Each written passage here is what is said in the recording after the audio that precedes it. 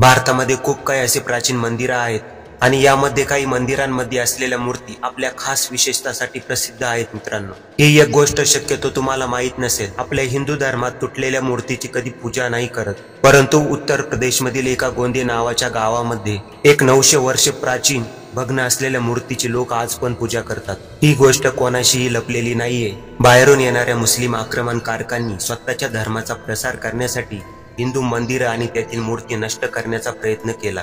1698 मध्ये औरंगजेबने एक असाच आदेश दिला होता। तेव्हा या क्रूर औरंग्याचा आदेश पाळून मित्रांनो, तेव्हा त्याचे सैनिक असे मंदिर शोधण्यासाठी रानमाळ फिरत होते आणि मंदिर दिसल्यानंतर त्याची तोडफोड करत होते। अशा लोकांपासून या मंदिराला वाचवण्यासाठी खूप काही मंदिरांना असं बनवलं जातं, बाहेरून ते मंदिर एखाद्या मस्जिद सारखे दिसतात। अशाच मंदिरांमधील एक असं मंदिर आहे मित्रांनो, उत्तर प्रदेश मधील हे एक सुंदर मंदिर जे 900 वर्ष जुनं आणि खूप काही असं प्राचीन आहे, परंतु नंतर त्याला मस्जिद सारखं रूप दिलं। जेव्हा मुघल सैनिक या मंदिरापासून जेव्हा चालले तेव्हा त्यांना असं वाटलं हे एक मस्जिद आहे, परंतु जसंही एका सैनिकाला मंदिरामध्ये जेव्हा घंटा दिसते तेव्हा त्यांनी ही गोष्ट बाकीच्या सैनिकांना सांगितली। तेव्हा त्यांनी या मंदिरातील मूर्तीचा शिरच्छेद केला, परंतु याच्या व्यतिरिक्त येथील लोकांनी औरंगजेबचा विरोध करून या मूर्तीची पूजा करणं चालू केलं आणि ही भग्न असलेली मूर्ती पूजण्याची परंपरा आज पण चालू आहे मित्रांनो।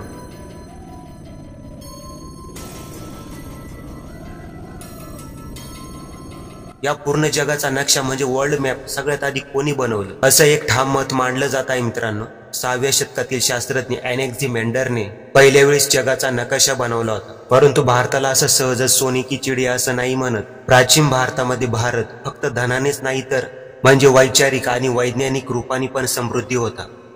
आज मानल्या जाणाऱ्या खूप काही सिद्धांतांविषयी आपल्या प्राचीन वेदांमध्ये हजारो वर्षापूर्वीच लिहिलेलं आहे मित्रांनो। तुम्हाला ही माहिती ऐकून आश्चर्य वाटेल मित्रांनो, जी ही पृथ्वी आपली गोल आहे हिचा शोध लागण्याच्या खूप काही हजारो वर्षापूर्वीच महाभारतामध्ये आपल्या पृथ्वीवर बसलेल्या शहरांच्या नक्ष्यांची खूपच विस्तृत सविस्तरपणे माहिती दिलेली आहे।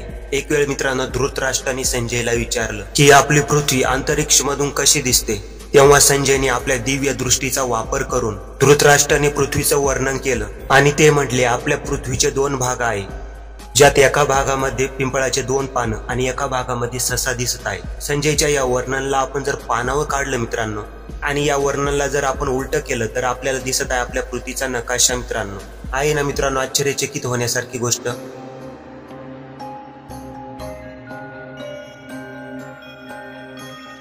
या फोटोमध्ये एक पाईप दिसत आहे मित्रांनो आपल्याला, जो आज प्रत्येक घराजवळ आणि नदी नाल्यांमध्ये पण वापरण्यात येतो। परंतु तुम्ही विश्वास ठेवणार मित्रांनो, जर आम्ही तुम्हाला हे म्हटलं हा पाईप इसवी सन 3500 वर्षापूर्वीचा आहे। होय मित्रांनो, हा पाईप सिंधू घाटी सभ्यताच्या वेळेच्या लोथन शहराचा आहे। सिंधू घाटी सभ्यतामध्ये प्रत्येक शहरामध्ये मित्रांनो प्रत्येक घराजवळ अशी पाईपलाईन बनवली होती, जी ही आपल्याला आज दाखवत आहे भारताची प्राचीन सभ्यता किती विकसित होती मित्रांनो। त्यावेळीच्या जगभराच्या सभ्यतासारखी असे अवशेष कुठेही भेटले नाही मित्रांनो, जे आज सिद्ध करत आहे मित्रांनो भारत पूर्ण जगापेक्षा पुढे जात होता। भरोसा आहे मित्रांनो भारताविषयी असं गौरवशाली बोलणं ऐकून तुम्हाला छान वाटलं असेल आणि अभिमान पण वाटला असेल, आणि हा व्हिडिओ लाईक करा म्हणजे ही माहिती जास्तीत जास्त लोकांकडे पोहोचेल। आणि पुढे येणारे व्हिडिओ बघण्यासाठी आमच्या चॅनलला पण सबस्क्राईब करा मित्रांनो।